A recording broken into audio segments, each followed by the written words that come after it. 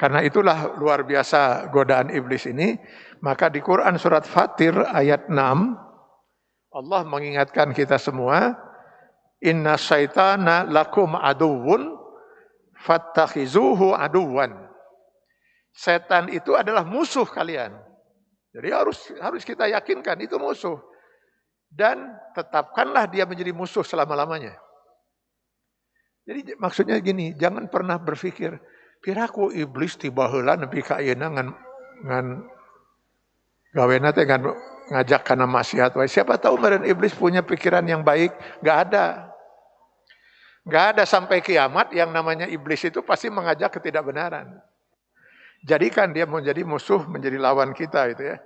Karena itu saya pernah menyampaikan agar kita tuh sering-sering bertawuz itu kepada Allah, memohon perlindungan pada Allah dari godaan setan yang terkutuk ini. Kapan? Ya kapan saja kita merasa digoda oleh iblis. Kapan kita punya pikiran yang ngaco gitu, segera kita ta'awuz. A'udzubillahi minasyaitonir rajim. Semakin kita berlindung kepada Allah, semakin besar kemungkinan Allah Subhanahu wa taala melindungi kita. Termasuk dalam sholat. Saya pernah menyampaikan kan itu, sebaiknya sebelum kita sholat, takbiratul ihram, kita baca ta'awuz. Jadi pas kita berdiri ya, kan sholat itu mulainya dari takbiratul ihram. Allahu Akbar, itu mulai sholat kita. Nah sebelum takbiratul ihram, kita baca ta'awuz. A'udzubillahi minasyaitonir rajim. Tapi dalam hati saya. Baru kita Allahu Akbar. Setelah itu kan kita baca doa iftitah ya. Ya, terserah ibu milihnya yang mana ini, karena ada beberapa pilihan dicontohkan oleh Rasul. Nah setelah kita membaca doa iftitah, sebelum kita membaca Al-Fatihah, baca lagi ta'awuz. A'udzubillahi minasyaitonir rajim. Tapi tetap dalam hati ya, itu enggak disyariatkan untuk tetap dalam hati. Baru baca Al-Fatihah. Di rakaat pertama, rakaat selanjutnya tidak usah. Tapi menurut Syekh Mutawalli As-Sa'rawi dalam kitab tafsirnya, beliau menyatakan, jika kita sudah membaca sebelum iftitah, sebelum sholat, dan setelah iftitah sebelum Al-Fatihah, di tengah sholat itu tergoda lagi kita. Pernah nggak Bu dalam sholat merasakan itu? Sering nih ya sering deh. Itu orang tuh kuno jadi sararengkinya. Inilah permainan iblisnya, jadi kita memang harus. Kata Syekh Mutawalli Sarawi, setiap kali kita tergoda, tiba-tiba pikiran kita kemana gitu, segera baca lagi ta'awuz. Hentikan bacaan kita, bacaan sholat kita. Misal kita, iya karena bodoh, pikiran kita kemana? A'udzubillahi minasyaitonir rajim. Baru teruskan lagi. Jadi nggak apa-apa kita membaca sebanyak begini. Apa ada dasarnya? Pendapat beliau tentu saja ada. Beliau seorang ulama besar ya. Dasar beliau di Quran surat Al-A'raf 200.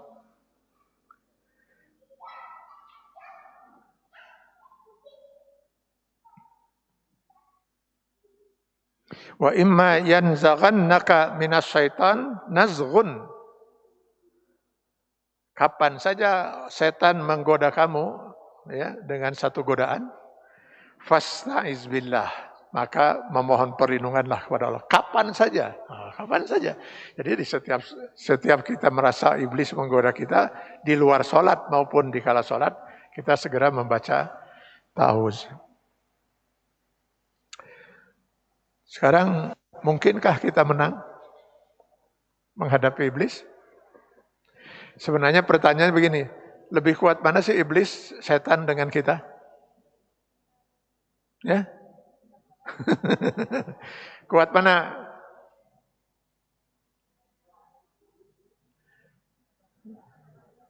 Saya ambil contoh begini.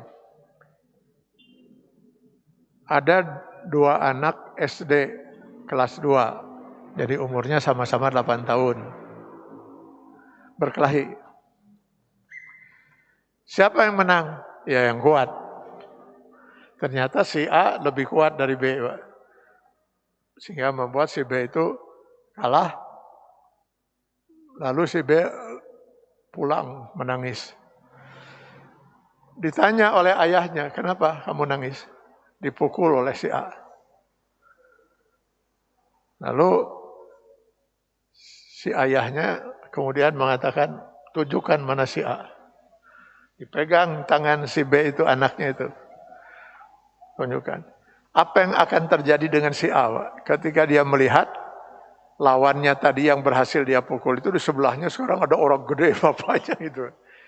Dia akan lari terbirit-birit, Pak, karena bukan tandingannya. Dia berani tadi menghadapi si A, menghadapi si B. Tapi kalau menghadapi bapaknya, wah, gak kuat. Kita dengan iblis sama-sama, Pak, sederajat. Sama-sama makhluk Allah. Iblis makhluk Allah, kita makhluk Allah. Siapa yang bakal menang? Siapa yang mendapat perlindungan dari Allah? Iblis mungkin gak dapat perlindungan dari Allah? Gak mungkin. Kita mungkin gak manusia tidak dilindungi oleh Allah? Mungkin. Nah kalau kita tidak dilindungi oleh Allah, gak tahu siapa yang bakal menang. Ambil contoh sekarang ya. Saya ambil contoh yang paling konkret lah contoh itu. Misalnya gini, dalam perang ya. Perang Badar itu perang yang sangat tidak seimbang. Umat Islam cuma 300 jumlahnya. Ini dari segi jumlah saya. Menghadapi orang musyrikin jumlahnya 1000. Jadi satu muslim harus menghadapi 3. Lebih berat itu. Perang waktu itu masih berhadapan itu ya. Berat sekali. Sisi yang kedua, umat Islam yang jumlahnya nganti 100 itu kebanyakan juga terdiri dari para budak yang masuk Islam. Para budak gak punya pengalaman perang, tidak punya alat perang, boro-boro boga onta, punya kuda dari mana. Pengalaman perang tidak ada. Kondisi inilah yang membuat orang-orang musyrikin pada waktu itu mengatakan, perang Badar adalah perang yang paling singkat. Semua umat Islam termasuk Muhammad akan habis kita bunuh. Dengan bangganya mereka mengatakan, ya memang secara logika, ya seperti itu. Maka sebelum terjadi perang itu, Sayyidina Umar, seorang yang luar biasa gagah itu ya, berani.